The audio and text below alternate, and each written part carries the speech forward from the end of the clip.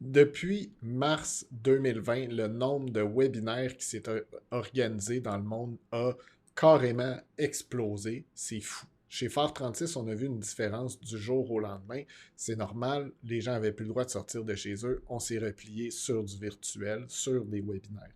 Mais là, il a fallu apprendre tout le monde comment gérer des webinaires. Et puis aujourd'hui, je vous livre les 3 trucs principaux qu'il faut que vous reteniez pour organiser le meilleur webinaire, avoir le plus de monde possible, puis faire les meilleurs suivis pour avoir les meilleures ventes au bout du compte. Première chose qu'il faut retenir, ça vous prend une séquence de emails d'invitation pour votre liste. Okay? Si vous n'avez pas une liste encore, commencez à la bâtir dès maintenant. C'est essentiel pour la réussite de votre entreprise. Donc, vous préparez une séquence de 3 emails d'invitation à votre webinaire. Dans ces emails-là, il faut vraiment convaincre les gens de l'importance de s'inscrire à ce webinaire-là pour les choses qu'ils vont apprendre, comment on va les aider à résoudre des problèmes, comment on va les aider à trouver des solutions aux difficultés qu'ils vivent, à surmonter des obstacles, etc. N'hésitez pas à en mettre. C'est les raisons pour lesquelles les gens vont s'inscrire à votre webinaire. C'est est-ce que vous pouvez m'aider à régler un problème? Pourquoi je vous dis 3 emails? Parce que on reçoit 150 emails par jour en moyenne, donc c'est important de revenir à la mémoire des gens qui ne se seraient pas encore inscrits. Donc, premier email, si la personne s'inscrit, on la fait passer à l'étape suivante. Deuxième email pour les gens qui ne sont pas encore inscrits. S'ils s'inscrivent, on les fait passer à l'étape suivante. S'ils ne sont pas inscrits, un troisième email. Donc là, on maximise nos chances d'avoir le plus d'inscriptions possible. Une fois que les gens se sont inscrits, donc la deuxième phase, et là, c'est vraiment essentiel, c'est premièrement de faire les suivis. Donc, dès que quelqu'un s'inscrit, on lui envoie un email pour lui dire que son inscription est maintenant confirmée. Donc, ça, c'est immédiatement à l'inscription. Mais après ça, il faut s'assurer qu'il se présente. Et quand on organise des webinaires, hein, ce n'est pas aussi engageant qu'un événement en personne. Donc, c'est vraiment primordial que les gens soient comment dire, réchauffés, prévenus que le webinaire s'en vient. On leur répète les raisons pour lesquelles ils sont inscrits et qu'est-ce qu'ils vont apprendre dans ce webinaire-là.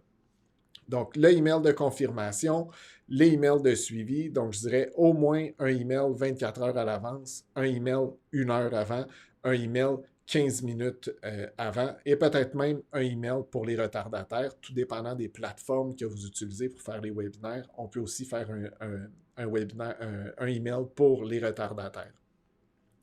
Donc, vraiment, pour s'assurer d'avoir le plus de gens possible dans notre webinaire, il faut avoir des rappels constamment. Puis on peut même rajouter à ça un SMS, peut-être 1 heure avant ou 15 minutes avant. Ça va aider au niveau de la conversion. Ben, en tout cas, de la conversion inscrit-présent. Ensuite de ça, une fois qu'on a réalisé notre webinaire, il faut faire des suivis. C'est essentiel. Donc là, la plupart du temps, dans les webinaires, on a un produit à vendre à la fin du webinaire, on a une offre à faire, et là, on fait des suivis dans la mesure du possible, tout dépendant des outils qu'on a et des intégrations avec nos outils.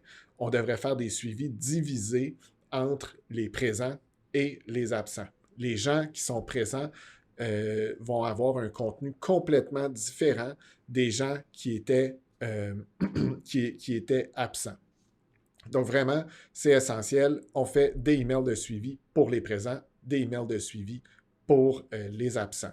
Les absents, on va leur parler tout d'abord du replay, on va les inciter à écouter le webinaire en rediffusion avant de leur parler de l'offre, alors que les gens qui ont été présents, on peut les amener directement à l'offre et leur rappeler dans un second temps qu'il y a toujours un replay, mais on va adapter le ton en fonction des gens s'ils ont été présents ou absents. Donc, 3 choses à se rappeler dans ce cas-là. Vous avez des inscrits à votre webinaire, vous avez des présents à votre webinaire et vous avez des absents à votre webinaire. Donc, vraiment, très important de se rappeler de ça pour la mise en place de votre webinaire.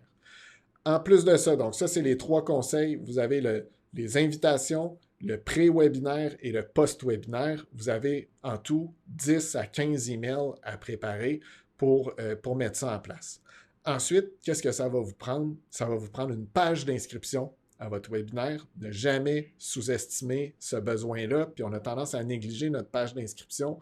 Donc, vraiment, une fois que vos invitations sont envoyées, que vous faites des posts sur les réseaux sociaux, les gens arrivent sur la page d'inscription, ils ne sont pas encore inscrits. Donc, il faut vraiment rajouter une couche dans la page d'inscription pour que les gens passent à l'action. Une fois qu'ils sont inscrits, ça prend une page de remerciement. Les gens doivent arriver sur une page où on leur dit « Merci ». Allez voir vos emails, les instructions sont en route, vous avez une confirmation de votre inscription, vous allez trouver un lien pour ajouter l'événement à votre calendrier, etc. Mais d'abord, il faut leur dire qu'il y a un email qui s'en vient, puis d'aller regarder dans leur inbox le plus tôt possible pour retrouver le message. Si vous ne le trouvez pas, regardez dans vos spams. S'il est dans les spams, déplacez-le, puis rajoutez-moi dans vos contacts. Mais c'est dans la page de remerciement après l'inscription qu'il faut faire ça. Et encore une fois, cette partie-là est essentielle. Si vous faites de la pub ou il y a des gens qui ne sont pas encore dans votre liste d'abonnés qui s'inscrivent, c'est le temps, c'est leur premier commitment envers vous. Donc, c'est le temps de leur dire, allez chercher mon email, ouvrez-le, puis assurez-vous qu'il rentre dans votre boîte de réception. Après ça, ça va déjà vous enlever des soucis de présence à votre webinaire pour des gens qui disent « j'ai jamais reçu le lien ». Et ensuite de ça, quelle autre étape il nous manque? C'est la page de replay. Donc, pour de multiples raisons, ce qu'on a découvert dans les... Écoutez, on a réalisé à peu près 5 ou 600 webinaires dans les 18 derniers mois. Ce qu'on a réalisé, c'est qu'il n'y a rien de mieux que d'aller télécharger l'enregistrement de notre webinaire, le mettre dans notre compte Vimeo ou dans notre compte YouTube en Unlisted, et d'embedder l'enregistrement de notre webinaire sur une page qu'on crée nous-mêmes et on dirige les gens pour le replay sur cette page-là. C'est beaucoup plus simple pour la gestion de la rediffusion. Les gens peuvent pauser, peuvent accélérer le rythme, ils peuvent sauter des étapes, ils peuvent passer directement à la fin, etc. On peut même leur faire un breakdown de qu'est-ce qu'on discute à quel moment. Donc, dire à 2 minutes 47, vous allez avoir telle information, à 4 minutes 37, vous allez avoir telle autre information, etc. Donc, vraiment, profitez-en pour optimiser votre rediffusion. Il y a beaucoup de gens qui s'inscrivent à vos webinaires pour la rediffusion, sachant qu'ils ne seront pas disponibles au moment où vous êtes live.